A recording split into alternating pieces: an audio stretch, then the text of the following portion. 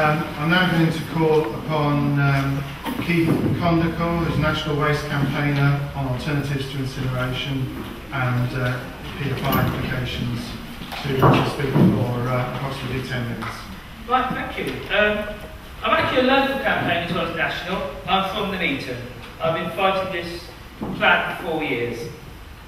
I want to talk about a bit of history. I want to talk about what's going on in Coventry, what's been going on in Warwickshire. I want to talk a bit about what's a PFI and what the UK picture is, but I'm going to leave it to the professor to talk about all the details of how we do a proper waste strategy.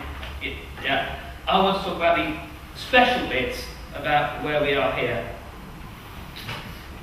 The EU has been driving hard to get rid of stinking landfills, putting rotting food, all sorts of chemicals, just chucking in holes in the ground is no way to deal with our waste. The particular concern has been the methane, rotting food, rotting vegetation. Yeah? We are not, as people campaigning against incinerators, campaigning to chuck loads of stuff in holes in the ground. What the government's been doing is been taxing landfills. So in the old days, landfills dead cheap, £10 a tonne, chuck stuff in. £20 a tonne, chuck something in. Now, landfills of biodegradable stuff is taxed at £40 a tonne. So, depending where you are in the country, it can be quite a steep, £20, £40. Next year, it'll be £48 a year tax. So the tax is ratcheting up on putting biodegradable stuff into landfill.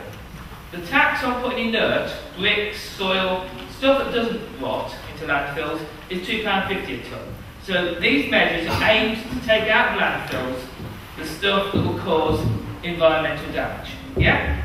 And there is also a system called LATS, which the council continuously say is why they're going to be fined billions of pounds if they don't reduce their landfilling.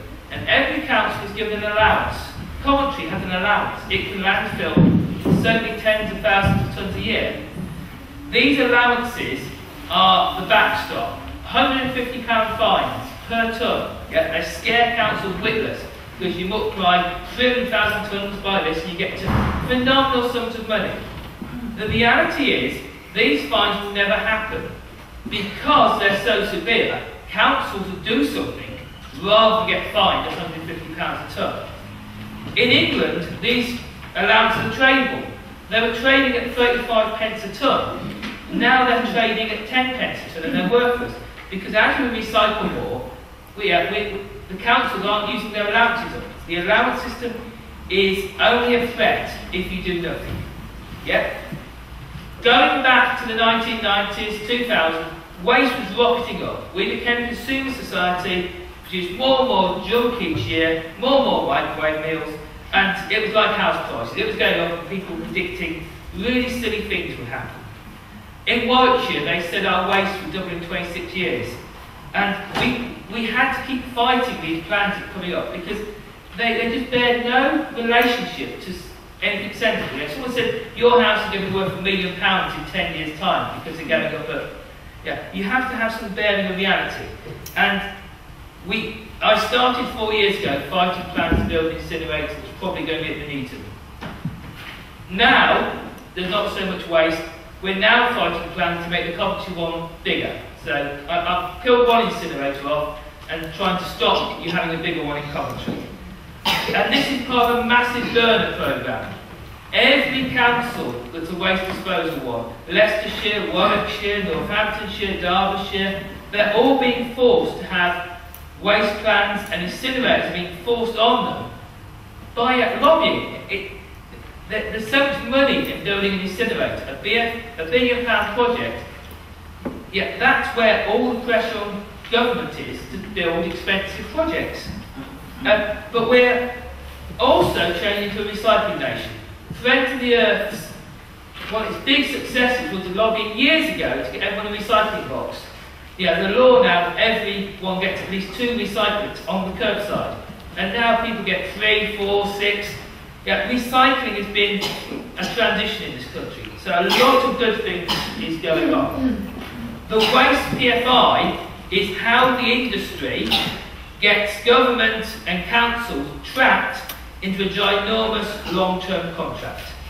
A PFI is like the high purchase people take out on their high-five years ago.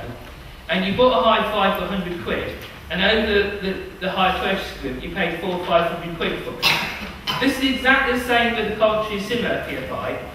They keep saying it costs 250 million, but it's a £1 billion contract.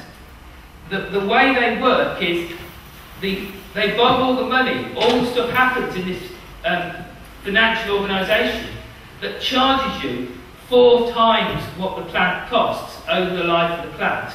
And the whole operation's all wound up in a contract. There's a monthly bill that will go, £2.5 million every month to Coventry Council, the bill, which it will share out. And that's its high purchase payment. And it's stuck with this for potentially 35 years. This is the decision for 35 years.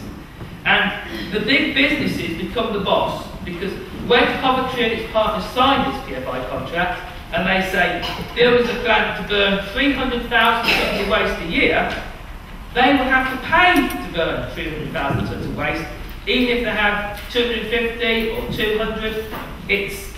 The whole thing then gets driven by this contract. And it's exactly the same as the hospital PFI. People in Coventry do not need to be told how bad PFIs are. You can have a wonderful hospital, but if the contracts for the hospital say car parking's up to private contractors to set, then that's it for the life of the PFI. And the waste PFIs are just the same.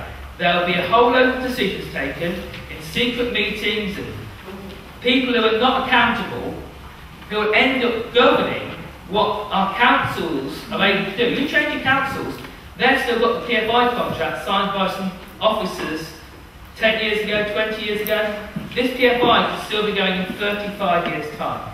And it traps the council into building and doing exactly the same thing all the time.